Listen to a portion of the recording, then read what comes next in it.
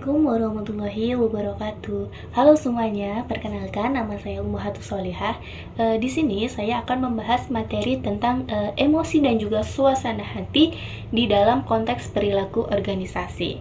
Nah, topik ini sangat penting karena emosi itu bukan hanya soal perasaan pribadi, tetapi juga sangat berpengaruh terhadap cara kita bekerja, berinteraksi, dan juga membuat keputusan di dalam organisasi. Nah, sekarang kita masuk ke dalam pengertiannya dulu. Nah, mari kita itu mulai dari pengertian dasar. Apa sih afeksi? Afeksi adalah istilah umum untuk berbagai perasaan yang dialami seseorang, termasuk emosi dan juga suasana hati. Nah, emosi itu tuh merupakan perasaan yang intens dan spesifik. Biasanya itu dipicu oleh suatu peristiwa atau orang tertentu. Misalnya nih, kita tuh merasa marah ketika kita itu merasa diperlakukan tidak adil. Nah, sedangkan untuk suasana hati atau mood itu adalah perasaan yang lebih halus dan juga bertahan lebih lama. Tidak selalu memiliki pemicu yang jelas. Misalnya tuh kita merasa murung seharian tuh tanpa tahu tuh apa sih sebabnya kok kita tiba-tiba murung. Nah, begitu. Jadi, emosi datang cepat dan hilang cepat. Sedangkan untuk suasana hati bisa berlangsung berjam-jam atau bahkan seharian penuh. Nah, emosi dasar itu yang umum itu dialami manusia antara lain tuh ada marah, sedih, takut, bahagia, terkejut, bangga, dan juga antusias, dan lain sebagainya. Namun, cara kita mengekspresikan emosi bisa berbeda-beda. Itu tergantung budaya dan juga norma sosial yang ada. Sementara itu, suasana hati itu dibagi menjadi dua dimensi. Yang pertama, afek positif. Nah, afek positif ini tuh seperti gembira tadi, semangat, dan juga kayak rasa puas yang kita miliki. Kedua itu ada afek negatif. Itu seperti kayaknya stres, gugup, sedih. Nah, itu masuk ke dalam afek negatif. Nah, menariknya di sini itu sebagian orang itu secara alami memiliki sedikit kompensasi positif atau disebut positive offset. Nah, yaitu kecenderungan merasa sedikit bahagia bahkan saat tidak ada peristiwa penting terjadi. Nah, selanjutnya itu kita akan membahas dari mana sih sumber emosi dan juga suasana hati ini. Nah, sumber dari emosi dan juga suasana hati itu bermacam-macam. Mulai dari kepribadian, waktu dalam hari, cuaca, stres, aktivitas sosial, tidur, olahraga, usia, hingga jenis kelamin kita itu juga menentukan bagaimana emosi dan juga suasana hati kita. Contohnya itu kayak gini, banyak penelitian tuh menunjukkan suasana hati itu cenderung lebih baik di pagi hari dan menurun di sore hari. Begitu pula dengan kurang tidur ataupun stres berat bisa membuat seseorang lebih mudah tersinggung. Contohnya kayak kita nih kurang tidur nih ya, itu besok pagi tuh pasti kita kayak mood kita tuh jadi lebih jelek gitu. Terus ada lagi tuh kayak misal kita lagi stres gitu. Nah, saat kita stres tuh bisa aja tuh kita jadi lebih marah, cepat marah gitu, gampang marah gitu. Kayak mood kita tuh cepet banget berubah-ubah gitu. Nah, selanjutnya itu bagaimana sih emosi di tempat kerja itu? Dalam dunia kerja ada istilah emosi pekerja, yaitu ketika seseorang menampilkan emosi tertentu yang diharapkan oleh organisasi. Misalnya tuh kayak gini, karyawan itu bagaimana layanan pelanggan harus selalu tersenyum dan juga ramah meskipun sebenarnya sedang lelah. Jadi itu kita misal nih sebagai kasir atau apa gitu, kita harus tetap ramah dan juga senyum walaupun kita tuh saat itu kita tuh udah lelah banget gitu loh, lelah sama pekerjaan udah seharian penuh. Kita harus tetap senyum dan ramah, dan kadang-kadang juga ada tuh pelanggan yang kurang enak. Nah, gitu tuh.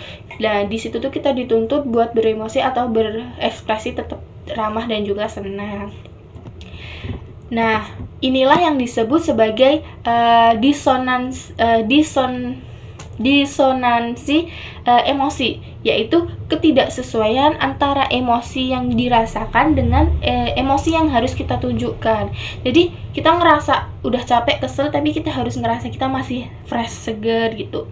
Nah, menurut affective event theory, berbagai peristiwa di tempat kerja itu dapat memunculkan reaksi emosi yang kemudian itu mempengaruhi kinerja kita dan juga mempengaruhi bagaimana kepuasan kita terhadap kerja itu.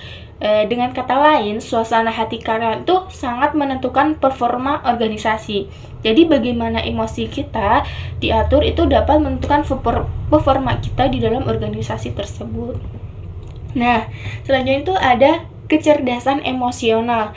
Karena itulah penting untuk memiliki kecerdasan emosional, yaitu kemampuan di mana mengenali dan juga mengelola emosi diri sendiri maupun emosi orang lain.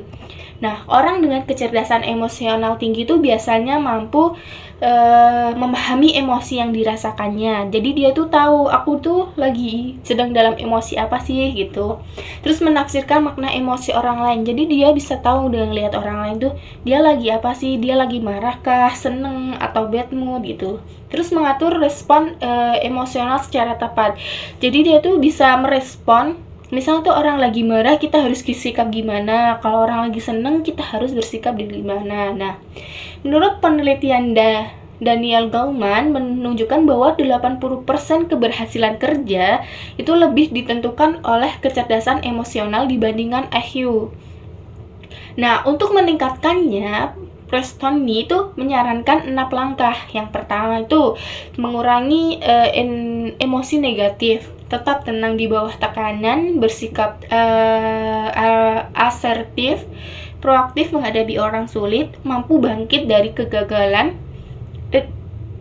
dan juga mengekspresikan kehangatan serta hubungan personal dengan tulus.